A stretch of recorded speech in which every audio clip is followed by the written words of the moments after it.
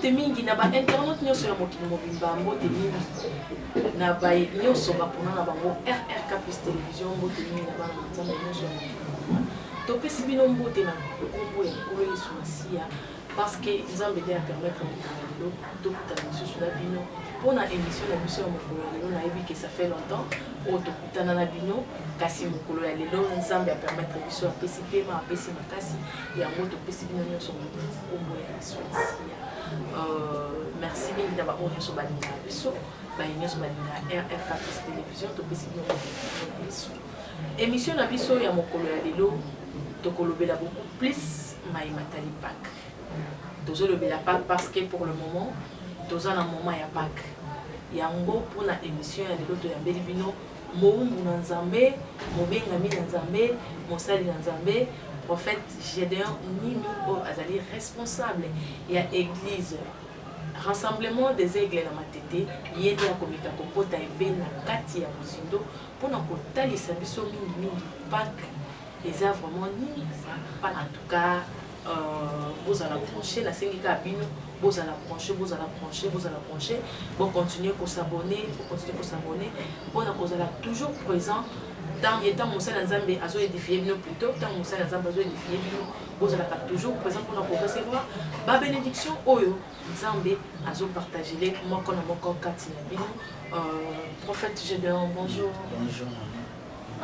Ngai personnellement na commission Nzambe mingi parce que écoutez sur lelo ça fait longtemps que to sala ki émission na yo na e sur dernière émission to sala ki to lobela ki les signes du zodiaque en tout cas Nzamba ba émission pendant un long moment lelo apesi biso sur occasion on a to kutana biso kati na osika on a komeka pe ko lobela lisusu Maïmatali Pâques. En tout cas, pour le en tout cas, je sais que je suis bénie, hein, être bénie en salle dans un bédon que la bénédiction en casse. Donc, on a la déjà sur place. Attends-moi 5 minutes, on va Amen. Éternel Dieu de gloire, ton pamboli komonayo, ton commission, ton recommandé moment propice dans ma boko, tiki bandeko bazola na biso de partout, Yahweh, en Europe, même en Asie. En Amérique et puis en Afrique, dans différents pays, dans différents contrées. Voilà pourquoi Seigneur doit commencer une mission dans ma bouche. Pesa biso, écoute, disponibilité manabiso afin que nous puissions recevoir ce que tu as préparé, tu as envisagé dans mon occasion. Nous assistance à Monayo. Oui, kozala na biso ke kubanda awa kino ndenge to kusilisa na kombo na Yesu Masia. Kuti siko na mama na likambo na biso elongo na mosali na Nzambe prophète tolingi un peu lelo omeka ko talisa penza bana Nzambe ko talisa biso comment Pâques ezali nini. Oui, merci maman Rosette. Tous en période Pascal, c'est vraiment évident. C'est indispensable pour que les gens Pâques parce que il y a donc partout les gens célèbrent Pâques, les gens mandala kotoyo boy. Bon Pâques en fait c'est une fête juive. La fête au Yuda donc babanek commémorer en gros donc pour na oizali sorti na bana Israël c'est bazaraki ba esclave na mboka Égypte alors nzamba ebisa ki bango bakobima. Alors nakobima na bango wana nde etikala ki lokola date moko ezali donc pour commémorer yango. Mais en fait Pâques en grec elingo baka Pascha. Mais en hébreu elingo ba Pessia. To Pessa qui signifie tout simplement passage. Ezali passage ou sauter ou sortir. So question ezali passage ya nini nana kosala passage wana nana ko sauter nanu pe akobima. Donc, voilà, je pense que Pâques yango wana. Mais ils appellent la différence, il y a Pâques. Donc voilà. Donc il y a deux différences. Il y a Pâques où ils ont un S, n'a pas où ils ont sans S. Donc voilà un peu ça. Merci beaucoup l'homme de Dieu. Est-ce que vous avez koko ba pour na kolimbo le labiso mo moké parce que batuba me kaimpe koyeba différence Pâques avec S, Pâques sans S. Et l'équipe pensa kotalisa nini pour bato belé o bazo landa yo ba ozo comprendre teta mususu Pâques o eza komami na S la kisini Merci maman Rosette. Tout ça pour que tout éclaircissement. Donc la Pâque où ils allaient sans S, il y a une différence entre la Pâque où ils ont un S et la Pâque où ils ont un ST. Pâque où ils ont un S, ou la Pâque sans S. Là, il s'agit de la Pâque des Juifs. La Pâque à Bayouda. Donc, on célèbre en commémoration, il y a l'air sorti. C'est-à-dire qu'il y a un hébreu, qui signifie tout simplement sauter au passage bien qu'obima. Mais Pâques, avec S. Ils allaient Pâques chrétienne. Donc, Pâques, ils allaient commémorer la mort et la résurrection de Christ. Pâques, ils allaient et dans le concept de Nice, et pas il y a des chrétiens catholiques, mais docteur qui va dire non, c'était vers 325, le concept de Nice, mais fixa qui date donc fixa qui donc pas qu'ils ont quoi pour Italie, la mort et la résurrection de Jésus. Donc voilà un peu ça. Il y a un moment sur un Corinthien, donc Corinthien Zolobake, à chaque fois il y a pas Bokanisaka liwa pekoya ya Jésus. Dans ce sens-là, donc Pâques avec S, ils allaient Pâques chrétien. Mais Pâques sans S, ils allaient Pâques qui y a juif. Maintenant, pour nous, faites Pâques qui y a juif. Est-ce que biso ba chrétien de l'eau, est-ce que et Seigneur n'a pas célébrer Pâques parce qu'ils a Yuda, ils ont la Pâques des juifs. Or, ceux qui font tourner les juifs, or les juifs n'est plus maintenant tout ça dans ton corps pour célébrer Pâques. Parce que les juifs n'est plus de la chair. Les juifs sont comme maintenant de l'intérieur. Les juifs, il y a une autre tête. Et comme il y a de l'intérieur. Ce qui est de l'intérieur, c'est ce qui est de l'esprit. C'est que tu ne célèbres pas dès le corps de Bayouda. Tu ne célèbres pas dans l'institution. Mais tu as une institution, il n'y a pas pour te comprendre. Tu ne célèbres pas que nous sommes. Voilà un peu ça. Merci Kina Balanzi, tout ce qu'on va lancer dans Zambé, pour comprendre que Moussa Nazam a mis Kapolingo, la malam, oh l'Italie passe parce que tu es bien. Pour le moment, Batunion se base dans la carte de ma bonne délit, on a pour le Zambé, pour la Maïmatali Pâques parce que bientôt c'est la Pâques. Moussa Nazambé, est-ce que vous pouvez que Yeb Sabiso, Banana Zambé, le coup la Pâques est faite, il y a des juifs. Bana Nzambe peut le dire pour le moment bakoki ko fêter en parce que ba jif bazali susu il y a des autres kakati mais et comme sikoyo ya monini sikoyo lolenge nini bana Nzambe oyo ba bengami ba chrétienne bakoki ko fêter fête wana ya Pâques parce que bazana kati déjà ya mabondeli pour na makambo ngo. Gloire à Jésus. J'aimerais qu'il faut pour te comprendre d'abord la Pâques, il faut toujours nanu na ibandeli. L'institution de la Pâque, la ombre, parce que la Bible les a divisés en deux parties. Ils allaient dans l'Ancien Testament et dans le Nouveau Testament. Alors, autre monde a tout ça dans l'élo, ils allaient déjà dans le passé. Dans la Bible dit que ce qui a été, c'est ce qui se fera. Donc Dieu ramène dans ce qui était dans le passé, il ramène cela dans le présent. Parce que dans le passé, ils allaient qui comment? Il faut toujours dans l'institution, il y a Pâque. Pour tout y célébrer Pâques pour nous les chrétiens, ou bien les juifs, Pâques, nous voilà tout est dans Exode 12, verset 1er Tinacier, je lis au nom de Jésus.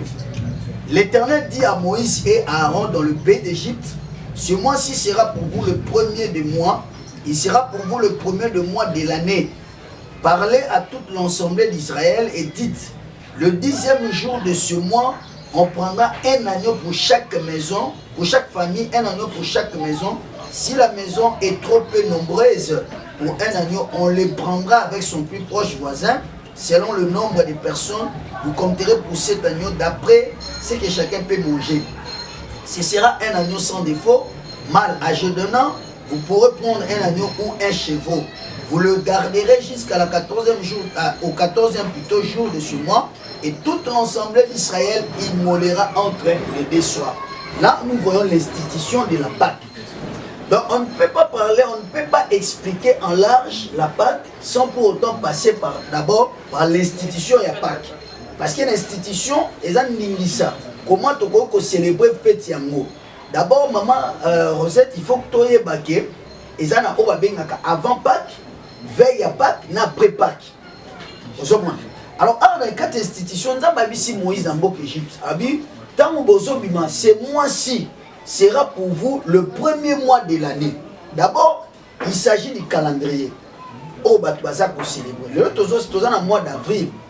Premier mois, il y a calendrier, parce qu'il y a le calendrier de Dieu et le calendrier des hommes. Donc, parce que dans nous avons plusieurs calendriers. Il y a le calendrier Maya, il y a le calendrier grégorien et julien. Mais il y a aussi le calendrier de Dieu. Donc il faut penser à un calendrier en Zambie. On a 4 calendriers en Zambie. Le premier mois de calendrier en Zambie, c'est le mois d'Abib ou mois de Nissan. Mois de Nissan, il y a un mois de Tomoni, ils ont correspondre au mois d'avril. Donc mois d'avril, il y a un mois. Mais la pensée en Zambie, c'est le premier mois de Nissan, selon Esther chapitre 3, verset 1 à 7. Donc là, c'est le premier mois. Or, premier mois, on va Nissan, qui signifie tout simplement commencement. Cela veut dire que nous avons banda makambasika. Il ne faut pas chrétien bayeba. Nous avons continué en période d'avril ou la période de Pâques. Nous avons banda ne makambasika. Nous avons banda makambasika na kati ya ne ya sika na mois ya sika. Parce que ils ont une influence positive na négative na kati ya période de Pâques. Nous avons le temps pour comment na premier mois de l'année. Beaucoup on a 10e jour, il y a 10e jour, il y a 12e jour dans le mois où beaucoup on un agneau. Agneau on a pas pesi ba critère, à cause de la mobile. Agneau on a à cause de la inagneau. Agneau on a à cause de la sans défaut. Or, où est ça ombre maman? Il faut que les lois, les puissants, les prophètes parlent premièrement de Jésus. Dans la Bible tout entière, il est question premièrement de Jésus. Alors, donc, où est ça ombre réalité dans quoi il s'accomplit dans Christ. Pour nous les chrétiens, tu reçois sous agneau et moussulité. Au moins une différence entre les alliés, pas qu'il y a S, il y a Yuda, il n'y a pas qu'il y a chrétien. Pour ne pas qu'il y a Yuda, on reçoit agneau et moussouli, on reçoit. Mais pour ne biso, les autres reçoit sous pas qu'il reçoit agneau en entier. Agneau n'a biso n'est nani, agneau n'a biso c'est Christ. Parce que un jour Jésus-Christ est en Jean-Baptiste a moni disciple. A dit voici l'agneau de Dieu qui ôte le péché du monde. Donc Christ c'est le véritable agneau. Au biso to kozwa. Parce que le véritable agneau il faut rappeler la critère il y a agneau au ya musu. Babi ka kozala agneau ya inane, agneau wana kozala sans défaut, agneau wana akozala mobali. Maman ose to komona ba critère wana et ko s'accomplit dans Christ. Christ azalaki mobali. Christ azalaki ya inane. Tant que mona inane to mona un.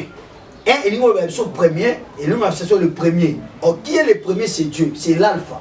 Donc Nzamba est le premier. Or Christ il est le premier né de toute la création selon Colossiens chapitre 1 12 tinassi. Donc c'est à dire que Azaki peut na défaut parce que na kababi parce que na défaut à caractère, na défaut corporel.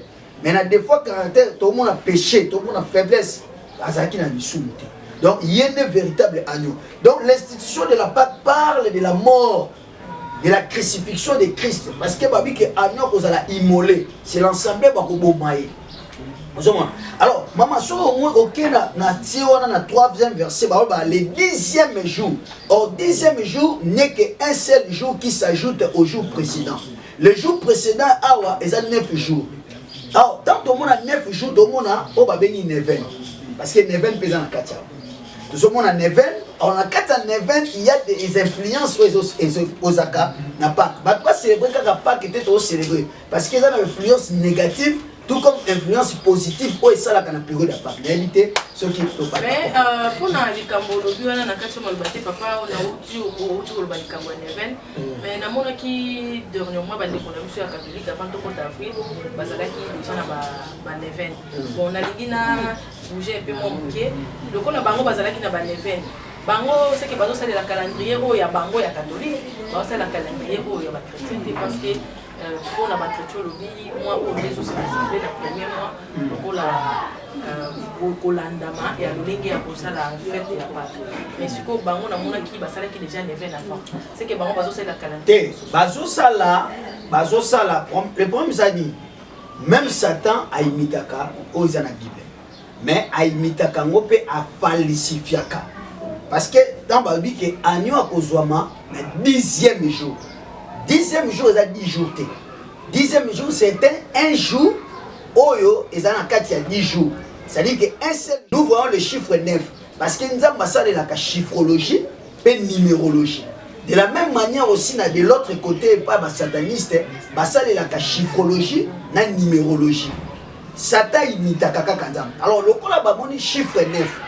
On remarque effectivement, né à partir de ma soutien, Neven et place. Parce que Neven est une série de prières où il dira 9 jours. Alors, pourquoi chiffre 9? Au chiffre 9, c'est premièrement chiffre de naissance. Parce que Moutounion s'abotama na 9. Mais ça va tout ça abotama na 7e mois, na 10e mois. Mais ça va tout abotama na 9e mois. Au chiffre 9, on a la dimension spirituelle et la chiffre de spiritualité. Pourquoi spiritualité? Pour et l'autre, la vraie, il faut le témoignage à 2 ou 3 personnes. Bible dans Galate, il y a les 9 fruits de l'esprit. Et il y a les 9 dons de l'esprit. 1 Corinthiens chapitre 12, Tinassi. Donc nous avons 9 dons de l'esprit, 9 fruits de l'esprit. Si on a dimension spirituelle, parce que Satan imite fait parce que dans le monde de Molili, dans la loge, dans l'église, dans le mouvement, dans l'église soi-disant chrétien.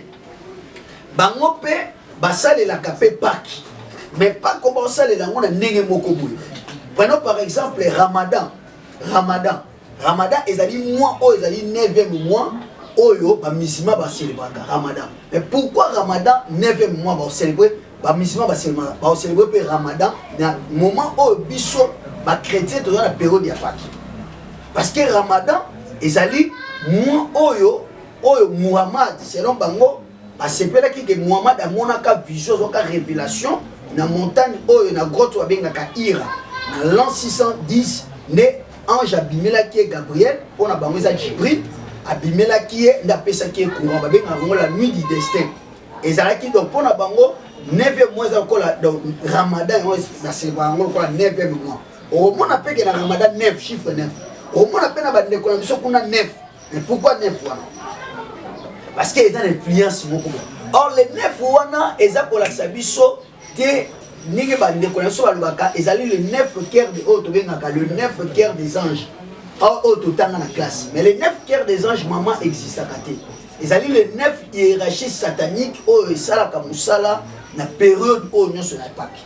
Voilà un peu ça, pour expliquer. Merci beaucoup, Monseigneur Nzambe. Kasi pona yango attitude nini pour na moni lelo ba église epelé baza na prière. Baza na ba prière pour na Pâques. Attitude nini ba bana Nzambe ba kopi kozwa. Mikolo attitude nini ba kokozala nango pendant tous ces mois d'avril, pendant tous ces mois. Oui, attitude oyo ba kokozwa ba biso ko tali babi na fête ya Pâques. Mukolo ya période ya Pâques ba kozala na levain te. Vous allez lever parce que vous avez pas pensant lever.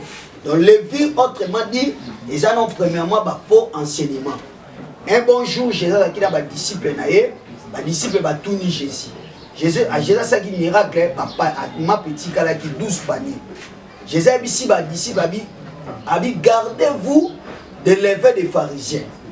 Les disciples croyaient que Jésus parlait sur les 12 paniers qui sont restés.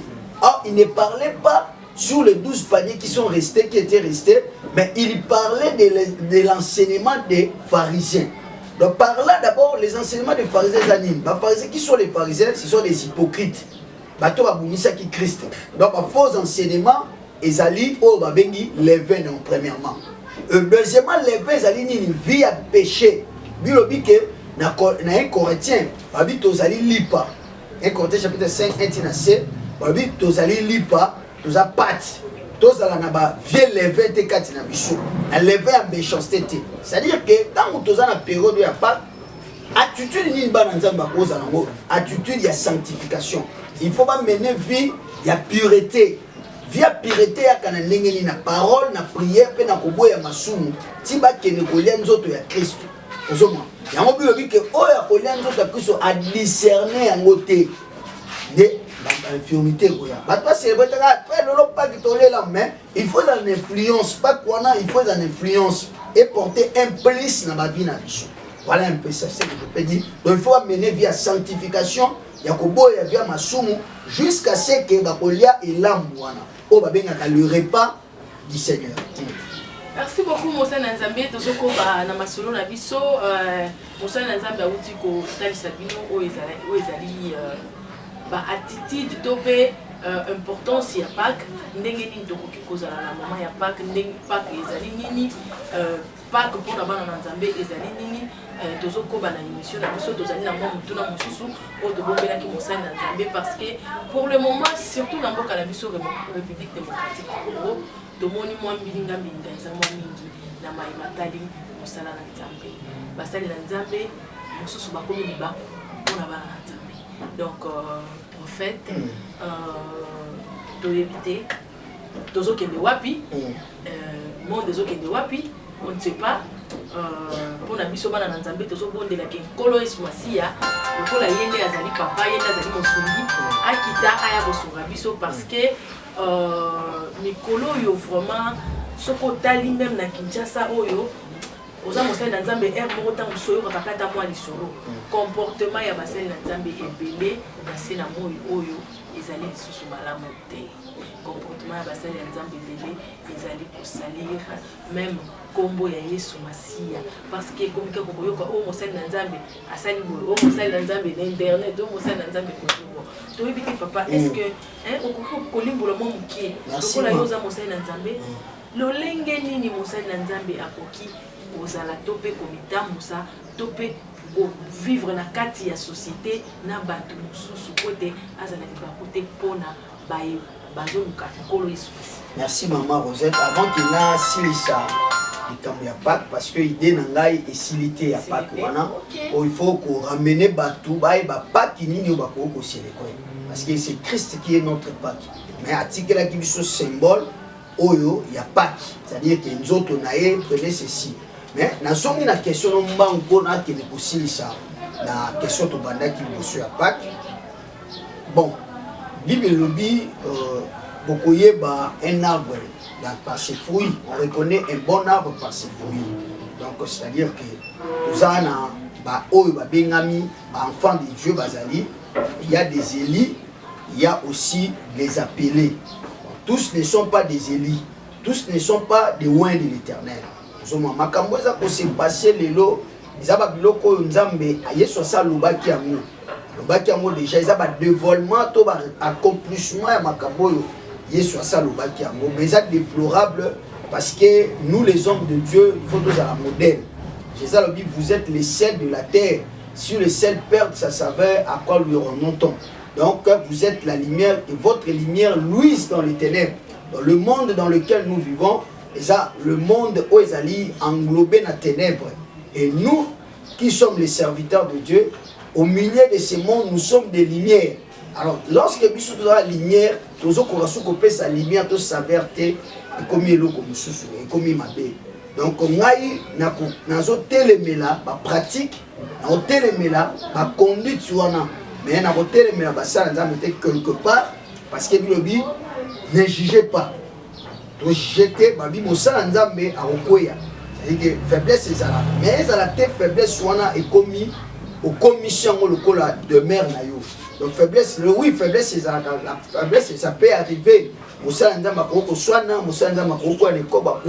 Donc, mais ça peut arriver. Mais tant que il faut tellement. Parce que parcours est à Moulaï. C'est Bible dans Hébreu chapitre 5. La Bible faiblesse pèse à part. Mais où est comique, Bâtiment se bat comme pour découvrir. Donc, comme que ça, Makambo est allé plus loin que ça. Non, on a des sous-embêtés. Comme il m'a serviteur, il est à ça, mais on dit comme ça, la poisson. Voilà un peu c'est ce que je peux dire. Na makambo ya Pâques ayeba na koshite na oyo atikala kina yango ya moke pona kolendisa bino et puis tozonga pona kosilisa émission na biso. Oui, merci parce que ce total dans 1 Corinthiens 5 verset 6 c'est bien à temps que vous vous glorifiez. Ne savez-vous pas qu'un peu de levain peut lever toute la pâte? Faites disparaître le vieux levain afin que vous soyez une pâte nouvelle. Puisque vous êtes sans levain, car Christ notre Pâques a été immolé. Célébrons donc la fête non avec du vieux levain, non avec le levain de malice, de la méchanceté, mais avec le pain sans levain de la pureté et de la vérité. Par là, on a conclu au Moué, on a chité. Donc la fête est à ma bête parce que le corps est en Christ. Donc on doit célébrer la fête s'il faut célébrer comme on célèbre tout partout. Mais la fête, la Pâque Nabiso, en réalité c'est Christ. Donc Christ n'est pas que Nabiso. Alors Christ wana atika qui symbole parce que na ba disciple ba préparer qui Pâque. Baliaki elambo ba les repas du Seigneur, azwa qui lipa, ba transformer qui ango na nzoto na ye. Azwa qui vin à transformer en makila. Donc c'est le repas du Seigneur. Mais vrai pas qu'ils aillent yemoko non Christ. Mais après si nous sommes moi tout concevoir. Mais tant qu'on y a repas wana, ils ont influence parce que celui qui ne mange pas ma chair a aussi quoi dire. Tant qu'on y a l'ambou et ils ont influence et résurrection. Lui ils ont la vie na tous autres et ça na bon moko na Jésus. Donc pas qu'ils ont madame tolé mais est-ce que quelque chose ali tant que toujours célébrer pas il faut battre les canaux lavement de pieds. Lavement de pieds c'est à makati. Batimi doctrine à Christ pour la doctrine à bas. Donc il faut état pour la peine à lavement de pieds. C'est que moi je peux dire. Et puis il faut éviter le péché tant que toujours nous attendons le repas du Seigneur. Merci beaucoup prophète Gédéon Nini. Donc comme il a presque la souka émission la biso, je couper sa adresse il y a église peut opérer numéro de téléphone pour na baïba on a besoin ya kukuta na Mungu na Nzambe topé pour contacter Mungu na Nzambe même de loin bino baïba partout dans le monde en Europe en Afrique ici Canyon sont presque donc sans limite pour contacter Monseigneur Nzambe et pour Aza na Zwami awa na commune de Matete donc commune de Matete, excusez-moi, dans le quartier Mongo, 49A, ici, l'église est Zwami, l'église comme on a un rassemblement des aigles.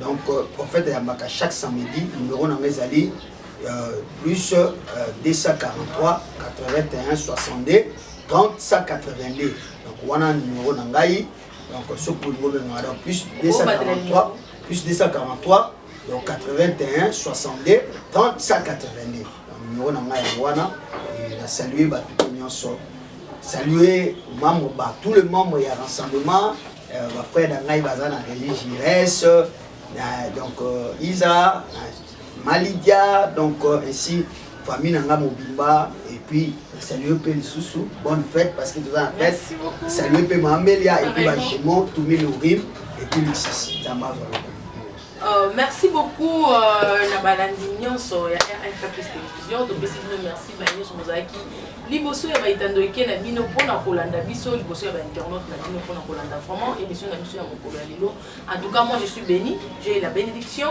ya Mungu na Nzambe naza béni na pesi bino merci bino banyo so kolanda ka biso bouti koyoka mosali na Nzambe ndenge awuti koloba ngai na kopesa merci mingi na baenyon so basali ete émission oyo ekomela bino na pesi merci mingi ba ya frère Jérôme Sobaza na kisi na caméra na pesi merci na ba fidèle nyonso ya église rassemblement des aigles na Matete et puis merci na Yomoko Monseigneur na Nzambe le prophète Gédéon Nini ndenge a sepelaki pour répondre na invitation na biso pona komeka mpe kokota na bosido na likambo ya oyo etali Pâques.